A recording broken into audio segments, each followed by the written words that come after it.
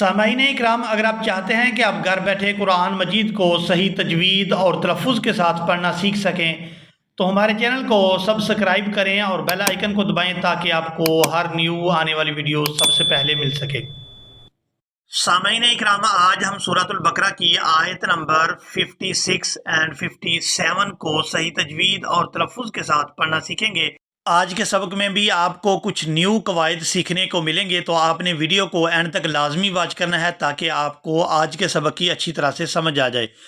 اعوذ باللہ من الشیطان الرجیم، بسم اللہ الرحمن الرحیم، ثم بعثناکم من بعد، ثم، یہاں سا کو نرمی کے ساتھ ادا کرتے ہوئے میم مشدد کے ساتھ ملائیں گے تو یہاں غنہ کریں گے۔ ثم بعثناکم، بعثناکم، یہاں نون کے اوپر کھڑی زبر ہے تو اس کو کھینچ کر ادا کیا جائے گا، اور آگے کاف کو میم مشدد کے ساتھ ملائیں گے تو غنہ کریں گے۔ بعثناکم من بعد، یہاں آپ نون ساکن پر چھوٹی میم دیکھ رہے ہیں تو یہ پڑھی جائے گی اور نون جو ہے یہ سائلنٹ ہو جائے گا۔ میم بعد، میم، میم زیر میم، میم بعد موتکم، موتکم لعلکم تشکرون، یہاں پر ہم وقف کریں گے تو وقف کی صورت میں نون جو ہے یہ ساکن ہو جائے گا۔ لعلکم تشکرون، وظللنا علیکم الغمام، وظللنا، یہاں نون کو الف مدہ کی وجہ سے کھینچ کر ادا کیا جائے گا۔ وظللنا علیکم الغمام، علیکم الغمام، یہاں پہلی جو میم ہے اس کے ساتھ الف مدہ ہے تو اس کو کھینچ کر ادا کریں گے۔ علیکم الغمام وانزلنا، یہاں حمزہ کو نون ساکن کے ساتھ ملائیں گے تو یہاں پر اخفا ہوگا، آواز نا کے اندر جائے گی۔ وانزلنا علیکم المن، علیکم المن، یہاں میم کو نون مشدد کے ساتھ ملائیں گے تو غنہ کریں گے، غنہ اور اخفا کی آواز ناک سے ادا ہوتی ہے۔ علیکم المن والسلوى، یہاں پر ہم وقف کریں گے کیونکہ آگے جو آپ چھوٹی توئیں دیکھ رہے ہیں یہ وقف لازم کی علامت ہے، تو یہاں وقف کی صورت میں بھی کوئی تبدیلی نہیں ہوگی۔ واؤ کے اوپر کھڑی زبر ہے تو اس کو اس کھڑی زبر کے ساتھ ہی ادا کیا جائے گا۔ وقف کی صورت میں قاعدہ تو یہ ہے کہ آخری حرف کو ساکن کر دیا جاتا ہے، لیکن اگر آخری حرف پر کھڑی زبر ہو تو وہاں کوئی تبدیلی نہیں کی جاتی، اور اگر دو زبر ہوں تو وہاں ایک زبر ادا کی جاتی ہے وقف کی صورت میں۔ وَالسَّلْوَىٰ کُلُوا مِن طَیِّبَاتِ، کُلُوا، یہاں لام کو واو ساکن کے ساتھ ملائیں گے تو کھینچ کر ادا کریں گے۔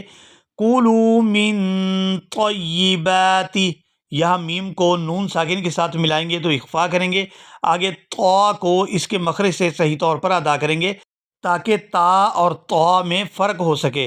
من طیبات ما رزقناکم، ما رزقناکم، میم کو الف مدہ کی وجہ سے کھینچ کر ادا کیا جائے گا۔ ما رزقناکم، آگے نون کے اوپر کھڑی زبر ہے تو اس کو کھینچ کر ادا کریں گے، اور یہاں بھی وقف کریں گے کیونکہ آگے جو آپ چھوٹی توئیں دیکھ رہے ہیں یہ وقف لازم کی علامت ہے، تو یہاں وقف کی صورت میں کوئی تبدیلی نہیں ہوگی کیونکہ آخری حرف پہلے سے ہی ساکن ہے۔ ما رزقناکم وما ظلمونا، وما، یہاں میم کے ساتھ الف مدہ ہے تو اس کو کھینچ کر ادا کریں گے۔ وما ظلمونا ولكن كانوا، یہاں کاف کو نون ساکن کے ساتھ ملائیں گے تو اخفا کریں گے۔ وَلَكِن كَانُوا، كَانُوا، یہاں کاف کو بھی لمبا کیا جائے گا کیونکہ اس کے ساتھ الف مدہ ہے، اور آگے نون کو واو ساکن کے ساتھ ملائیں گے تو کھینچ کر ادا کریں گے کیونکہ یہ واو مدہ ہے۔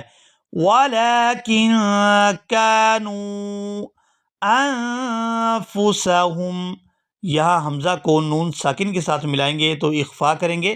أنفسهم يظلمون. یہاں وقف کریں گے تو وقف کی صورت میں نون جو ہے یہ ساکن ہو جائے گا اور اس کو پڑھیں گے یظلمون. میم کو واو ساکن اور آگے نون ساکن کے ساتھ ملا کر پڑھیں گے. میم واو نون پیش مون یظلمون. ایک دفعہ سبق کو روانگی کے ساتھ سنیں. ثم بعثناكم من بعد موتكم لعلكم تشكرون وظللنا عليكم الغمام وأنزلنا عليكم المن والسلوى كلوا من طيبات ما رزقناكم وما ظلمونا ولكن كانوا أنفسهم يظلمون. اسی کے ساتھ ہی آج کا ہمارا سبق مکمل ہوا.